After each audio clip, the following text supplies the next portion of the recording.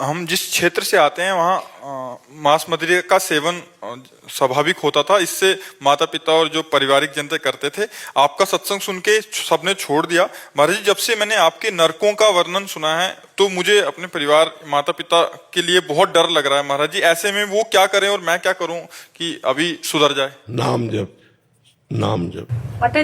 माता जी छोड़ दी है, लेकिन उनके मन से नहीं गया है। ऐसा लगता है कि मैं चली जाऊं, तो मेरे डर से उन्होंने छोड़ रखा है। लगता है मैं चली जाऊंगी तो फिर खाना शुरू कर देंगी। तो फिर नरक जाने के लिए तैयार रहती क्या? आपकी वीडियो सुनाती हूँ तो कहती है कि कान बंद कर लेती है, कहती है सब सब सब कोई खाता है, सब जाएगा तो मैं भी चली जाऊंगी। बढ़िया है, फिर कोई बात नहीं।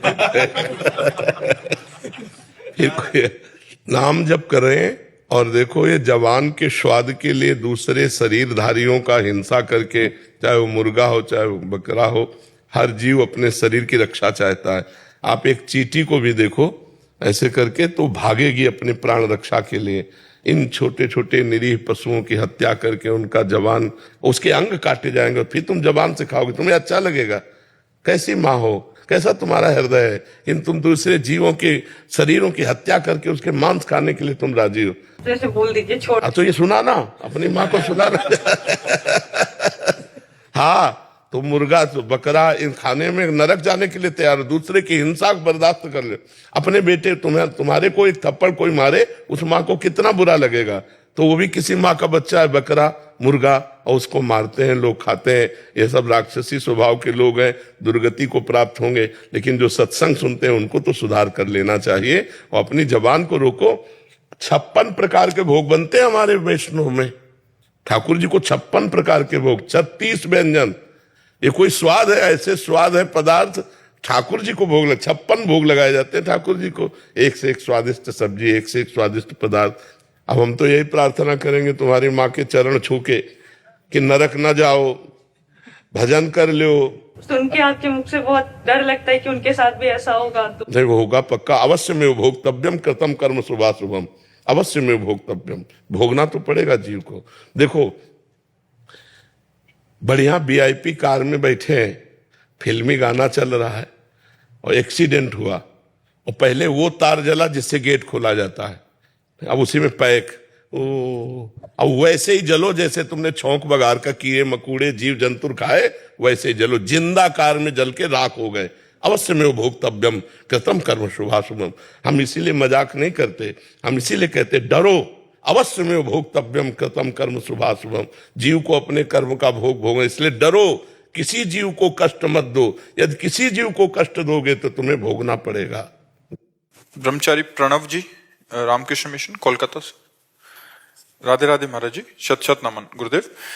महाराज जी, हमारी रहनी साधु की है, परंतु व्याकुलता अच्छी लगती है। व्याकुलता पाने की चाहत अच्छी लगती है। क्या ये स्थिति सही है? भगवान को पाने से ज्यादा उनकी व्याकुलता अच्छी लगती है। क्या ये स्थिति सही है? भगवान के विरह में रोना, तड़पना, ये विशेष पावन हृदय में ऐसी आकांक्षा होती है। जो विशेष पावन हृदय होता है उसे भगवान के विषय में चिंतन करके रोना अच्छा लगता है, तड़पना अच्छा लगता है। उसको साधन प्रिय होता है, साध्य से ज्यादा साधन प्रिय होता है। और जिसको साध्य से ज्यादा साधन प्रिय होता है वही सिद्ध पुरुष होता है।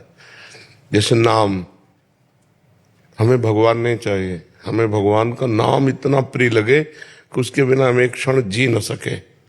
प्रतिपल नाम, भगवान का चिंतन। कभी हमारा हृदय तृप्ति का अनुभव न करे, भगवान के चिंतन में अतृप्त रहे, व्याकुलता पूर्वक चिंतन होता रहे। अगर कहीं एक पल के लिए भी चिंतन छूटे तो तद विस्मरणेन परम व्याकुलते थे। उनका विस्मरण असहनीय हो जाए। संसार की कोई भी वस्तु, कोई भी पद, कोई भी भोग हमें प्रिय न लगे, हमें प्रभु के सिवा कुछ अच्छा न लगे। नहीं खान पान ते भावे है, नहीं कोमल वसन सुहावे है, सब विषय लगे ते खारा है, हरियासिक का मग्न आ रहा है। एकमात्र भगवान के प्रेम में तड़पना। पर यह तभी होगा जब अनन्य चिंतन होगा, अन्य कोई चिंतन न हो, एकमात्र भगवान का चिंतन हो। सब कार्य करते हुए भी अनासक्त, सबसे मिलते हुए भी निरपेक्ष, किसी से कोई अपेक्षा नहीं, और निरंतर भगवान में स्थिति बनी रहे तो व्याकुलता अपने आप आ जाती है। जिसका हम रात दिन चिंतन करते हैं उसको देखा नहीं तो कैसे जिए। दरस बिन दूखन लागे नैन।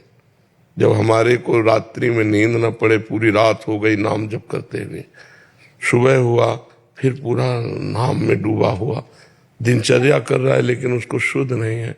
कब क्या करना है, बस वही मांग हृदय में, वही मांग और भजन और भजन।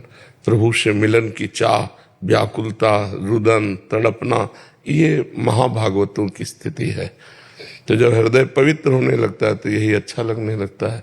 फिर और कछो न सुहाए तिनको, जुगल सेवा सुख पगी। और कुछ अच्छा है, जब तक और कुछ अच्छा लगता है तब तक लड़ाई लड़नी होती साधक को। जब और कुछ अच्छा नहीं लगता तो स्वाभाविक, जैसे विषयी पुरुष का मन विषय में जाता है, ऐसे भक्त का चित्त भगवान में जाता है। उसे कुछ अच्छा नहीं लगता, क्योंकि कुछ अच्छा है ही नहीं। सत्य मानो यहाँ कुछ अच्छा नहीं, केवल माया का भ्रम है।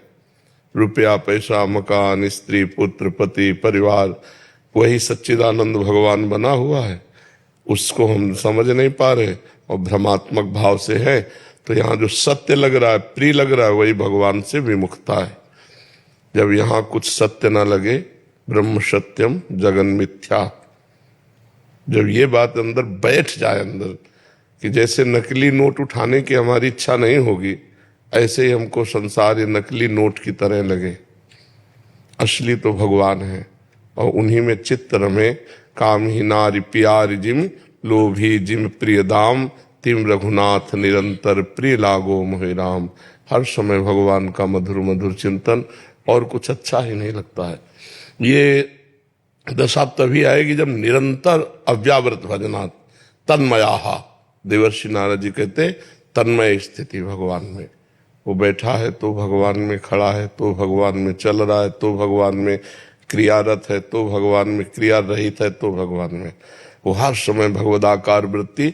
तब फिर ये आखिरी स्थिति है रुदन। भगवान के लिए तड़प तड़प करके एक एक मिनट व्यतीत करना, रोना, आ भर कर पुकारना, हे कृष्ण प्यारे कब तक ऐसे जिए। रूखा रूखा जीवन व्यतीत करते तो पूरा जीवन व्यतीत होता जा रहा है। कभी सोचते हैं कि आप शाम के मिलोगे तो शाम व्यतीत हो गई, रात्रि में स्वप्न में आओगे तो भी नहीं आए, अब दिन भी व्यतीत हो गया, फिर शाम आई। कब तक जीते रहेंगे ऐसे? प्रभु कृपा करो। वो प्रार्थना, वो व्याकुलता, वो अंदर से रुदु सुस्वरम राजन कृष्ण दर्शन लालसा, वो परम पवित्र आखिरी स्थिति। बस इसके बाद तो प्रेम लीला में प्रवेश हो जाता है जी।